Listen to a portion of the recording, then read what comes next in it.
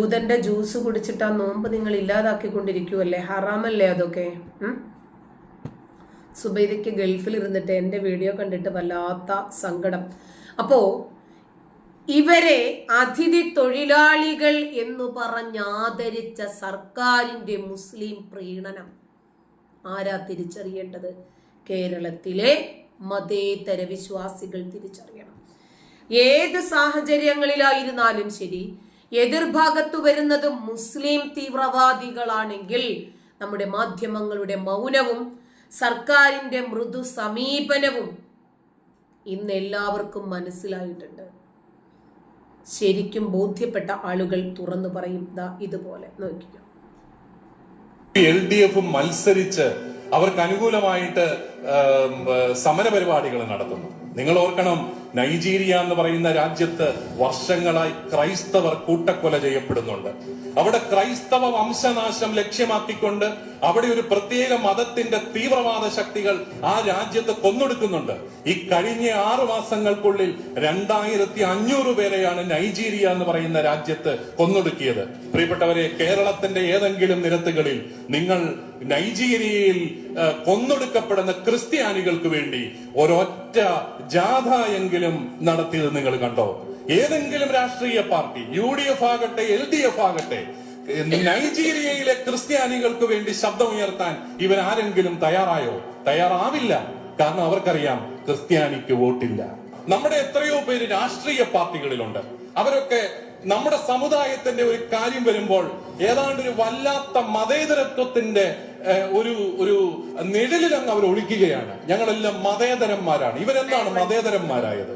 അവരുടെ സമൂഹത്തിന്റെ ന്യായമായ ഒരു അവകാശത്തിന് വേണ്ടി പോലും സംസാരിക്കാൻ കഴിവില്ലാത്ത വ്യക്തികളായിട്ട് അവർ മാറുന്നുണ്ടെങ്കിൽ സമൂഹത്തിന്റെ, പ്രത്യേകിച്ച് നമ്മുടെ സമുദായത്തെ കുറിച്ചുള്ള കരുതലുകൾ നമുക്കില്ലാതാകുന്നു എന്നുള്ളതാണ്. ഗണപതി മിത്താണെന്ന് നിങ്ങൾ ഇപ്പോൾ കാണുന്ന പറഞ്ഞ സ്പീക്കറുണ്ട്. അവരാണോ സനാതന ധർമ്മത്തിന് വിലയിടാൻ നിൽക്കുന്നത്? എന്റെ അല്ലേ ഗണപതി മിത്തല്ലേ? റിയാലിറ്റി ആണോ? ഗണപതി റിയാലിറ്റി ആണോ? അള്ളാഹു റിയാലിറ്റി ആണോ? അങ്ങനെ ചോദിച്ചൂടെ? ഒരു യുക്തിവാദി ഇന്ത്യ മഹാരാജ്യത്തിലുണ്ട്. ബുറാക്ക് മിത്താണോ? ഖുർആൻ മിത്താണോ? ഇവരുടെ മുസ്ലിം പ്രീണനം കണ്ടോ?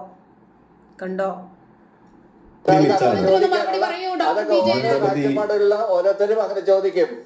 ഗണപതി മിത്താണ്, സമ്മതിച്ചു. അള്ളാഹു മിത്താണോ? അള്ളാഹു മിത്താണോ? അതുകൂടി അങ്ങ് പറഞ്ഞോ. നമുക്ക് യുക്തിവാദികളെ സംബന്ധിച്ചിടത്തോളം അള്ളാഹു മിത്തായിരിക്കാം. നിങ്ങളെ സംബന്ധിച്ചാണ് ഞാൻ ചോദിച്ചത്. യുക്തിവാദിയല്ല, അതുകൊണ്ട് ഞാൻ അങ്ങനെ പറയുന്നില്ല. അപ്പൊ ഗണപതി മിത്തായത് നിങ്ങൾ യുക്തിവാദി അല്ലാത്തതുകൊണ്ടാണോ?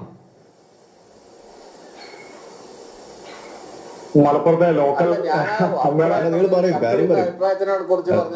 നിങ്ങൾ കാര്യം പറയൂ, നിങ്ങൾ പറയൂ. ഗണപതി മിത്താണെന്ന് നിങ്ങൾക്ക് പറയാൻ ഒരു സംശയമില്ല, ഒരു ശങ്കയുമില്ല. ആരാണ് ഫണ്ട് ചെയ്യുന്നത്? അതല്ലെങ്കിൽ ആയിക്കോട്ടെ, ഗണപതി മിത്താണെന്ന് ഞാൻ സമ്മതിക്കുന്നു. ഗണപതി മിത്താണെന്ന് ഞാൻ സമ്മതിക്കുന്നു. നിങ്ങൾ പറയൂ, അള്ളാഹു മിത്താണല്ലേ? അള്ളാഹു മിത്താണോ അല്ലേ? വിഷയം മാറ്റല്ലേ? നിങ്ങൾ കാര്യത്തിന് ഉത്തരം പറയും. ഞാൻ എന്ത് പറയുന്നത്? എല്ലാ ചർച്ചയിലും ഇസ്ലാമിനെതിരെ പറയാമോ എന്ന് ചോദിക്കുന്ന ആളോട് ഞാൻ എന്താ പറയേണ്ടുന്നത്? അതൊന്നും നമ്മൾ ചോദിച്ചില്ല. ഉള്ള കാര്യം ഉള്ളതുപോലെ ചാനലിൽ വന്നിരുന്നു പറയാൻ എന്തിനാ ഭയം? ഒരു സ്പീക്കർ ഖുർആൻ ഓതി, ഒരു മുസ്ലിം പ്രഭാഷകൻ ഇസ്ലാമിക വേദിയിൽ എടുക്കുന്നതിനേക്കാൾ നല്ല ഖുർആൻ ക്ലാസുകൾ എടുക്കുന്ന സ്പീക്കറിനെയാണ് ഈ കേരളത്തിന് കിട്ടിയത്. നമ്മൾ മറന്നിട്ടില്ല. ചാനലിൽ വന്നിരുന്ന് പടച്ചോനെ കുറിച്ചും ബുറാക്കിനെ കുറിച്ചും ഒക്കെ പറയാൻ ഇവർക്ക് ഭയമുണ്ട്. നിങ്ങളൊരു സാധനത്തെ യൂട്യൂബ് ചാനലിലൂടെ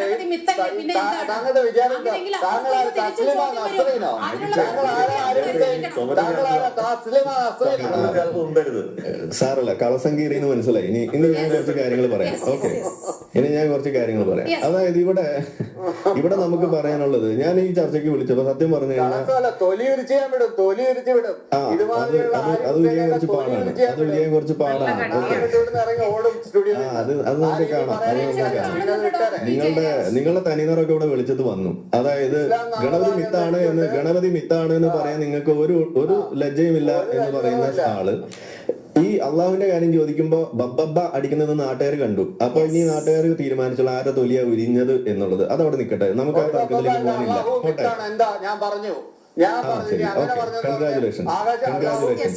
ജീസസ് ക്രൈസ്റ്റ് മിത്താണ്, തീർന്നല്ലോ, സമാധാനമല്ലോ. അപ്പൊ അതെ, നാളെ വാർത്തയിൽ ഇടതുപക്ഷവും സമ്മതിച്ചു അവിടെ. അപ്പൊ നിങ്ങൾ ഷംസീറിനെ തിരുത്തുകയാണോ ചെയ്യുന്നത്? ഗോവിന്ദനെ തിരുത്തുകയാണോ ചെയ്യുന്നത്? പങ്കെടുക്കുക എന്നതാണ് ഇപ്പോൾ എന്റെ ഒരു ആശങ്ക.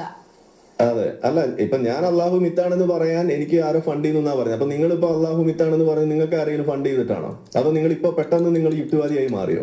ഞൊടിയിടയിൽ എന്താ സംഭവിച്ചത് എനിക്ക് മനസ്സിലാവില്ല. പോട്ടെ, ധൈര്യമുണ്ടോ മറ്റേതുണ്ടോ എന്നൊക്കെ ചോദിച്ചുകൊണ്ടാണ് ഞാൻ ഈ പറഞ്ഞത്. ഞാൻ ധൈര്യം ഉണ്ടോ എന്ന് ചോദിച്ചില്ല. ഞാൻ ഒറ്റ കാര്യം ചോദിച്ചുള്ളൂ, അള്ളാഹു മിത്താണോ എന്ന് ഞാൻ ചോദിച്ചുള്ളൂ. ധൈര്യം ഉണ്ടോ എന്ന് ഞാൻ ചോദിച്ചില്ല. കരുതുന്നു, അതല്ലെങ്കിൽ താങ്കൾ ആരെങ്കിലും കുട്ടിക്കാലത്ത് എന്തെങ്കിലും ചെയ്തിട്ടുണ്ടാവണം. ഈ 3 മദ്രസാ പീഡനം ഇവിടെ നടക്കുന്നുണ്ട്. ഓക്കെ, അതൊരു വലിയ പ്രശ്നം തന്നെയാണ്. ഓക്കെ, അതേപോലെ തന്നെ നിങ്ങൾ സനാതന ധർമ്മത്തിൽ അന്ധവിശ്വാസങ്ങൾ നിർമ്മാർജ്ജനം ചെയ്യാൻ വേണ്ടി നടക്കുന്ന ആളായതുകൊണ്ട് ഞാൻ പറയാണ്, ഇവിടെ ഇസ്ലാമിന്റെ ഒരു ഭാഗമായിക്കൊണ്ട് ഇവിടെ ചെറിയ കുട്ടികളെ സുന്നത്ത് കർമ്മം ഇവിടെ നടത്തുകയും അതിന്റെ ഭാഗമായിട്ട് പിഞ്ചു കുട്ടികൾ ഇവിടെ മരിച്ചു വിടുകയും ചെയ്യുമ്പോൾ ഈ ഗവൺമെന്റ്, നിങ്ങളുടെ ഗവൺമെന്റ് എന്താ ഇതിനു വേണ്ടിയിട്ട് ചെയ്തിട്ടുള്ളത്? നിങ്ങൾ ഈ ഹിന്ദു മതത്തിനെ മാത്രം നവോത്ഥാനം ചെയ്യാൻ വേണ്ടിയിട്ട് ഇറങ്ങിയിരിക്കുന്ന ആളുകൾക്ക് എന്തുകൊണ്ടാണ് ഇസ്ലാമിന്റെ ഭാഗത്ത് നിന്ന് സംഭവിക്കുന്ന മനുഷ്യ കുട്ടികളെ പോലും കൊന്നു തള്ളുന്ന ഈ സുന്നത്ത് കർമ്മത്തിനെതിരെ ഒരക്ഷരം മിണ്ടാൻ നിങ്ങൾക്ക് സാധിക്കാത്ത എന്താണ്? അതൊരു അന്ധവിശ്വാസമാണോ അല്ലേ? നിങ്ങളൊന്ന് പറഞ്ഞാട്ടെ. ഈ ഷർട്ട് ഇടുന്നതിനെ കുറിച്ചാണല്ലോ നിങ്ങളുടെ വലിയ പ്രശ്നം. ഏത് കുട്ടിയെ മരിച്ചതെന്ന് നിങ്ങൾ അറിയില്ല, അതാണ് നിങ്ങളുടെ പ്രശ്നം. ഏത് കുട്ടിയെ മരിച്ചതെന്ന് നിങ്ങൾ അറിയില്ല. ഞാൻ ചോദിക്കുന്നത് ഇതാണ്, ഇത് കേൾക്കും. അതായത് ഇവിടെ നിങ്ങൾ പറയുന്നു ക്ഷേത്രത്തിലെ ഷർട്ട് ഇടുന്നതിനെ കുറിച്ചാണല്ലോ നിങ്ങളുടെ ആവലാതി. ക്ഷേത്രത്തിലെ ഷർട്ട് ഇടുന്നതിനെ കുറിച്ചാണല്ലോ നിങ്ങളുടെ ആവലാതി. ഞാൻ ചോദിക്കുന്നു, ഇവിടെ നിങ്ങൾ കേൾക്കും, പറയുന്നത് കേൾക്കും, ചോദ്യം കേൾക്കും, എന്നിട്ട് ഉത്തരം പറയൂ. അതായത് ഇവിടെ ഷർട്ട് ഇടുന്നതാണല്ലോ നിങ്ങളുടെ ആവലാതി. ഞാൻ ചോദിക്കുകയാണ്, ഇവിടെ ഈ കുട്ടികൾക്ക് മേലെ നടത്തുന്ന ഈ ചേലാകർമ്മം എന്ന് പറയുന്നത് ഒരു അന്ധവിശ്വാസമാണോ അല്ലേ?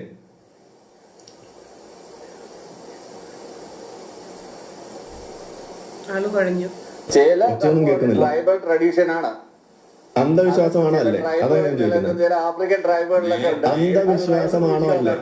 എല്ലാവരിലും ഉണ്ട്.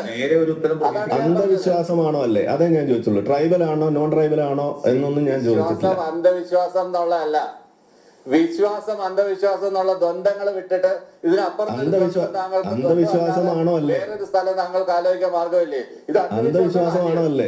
Yes or no? ഇത് എസ് ഓർണോ ഉത്തരം പറയാനല്ല ഞാൻ ഇവിടെ മറുപടി നൽകി.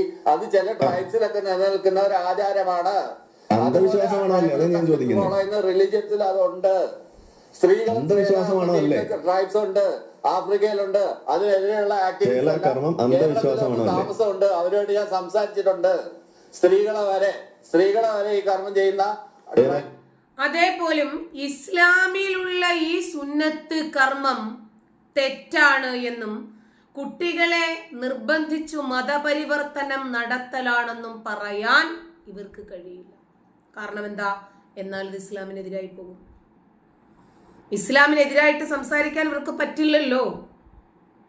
അപ്പോ ഇസ്ലാമിനെതിരെ സംസാരിക്കാൻ, യാഥാർത്ഥ്യം എന്താണ് എന്ന് തുറന്നു പറയാൻ ഞങ്ങളെ പോലെയുള്ള ആളുകളെങ്കിലും വേണ്ടേ? എല്ലാവരും ഇസ്ലാമിന്റെ കൊമ്പും തുമ്പിക്കയും താടിയും തലപ്പാവും കണ്ട് ഭയപ്പെട്ട് ജീവനിൽ പേടിച്ച് ഉള്ള സത്യം തുറന്നു പറയാതെ പിന്മാറി നിൽക്കുമ്പോൾ ധൈര്യസമേതം അതൊന്ന് തുറന്നു പറയാൻ ആരെങ്കിലും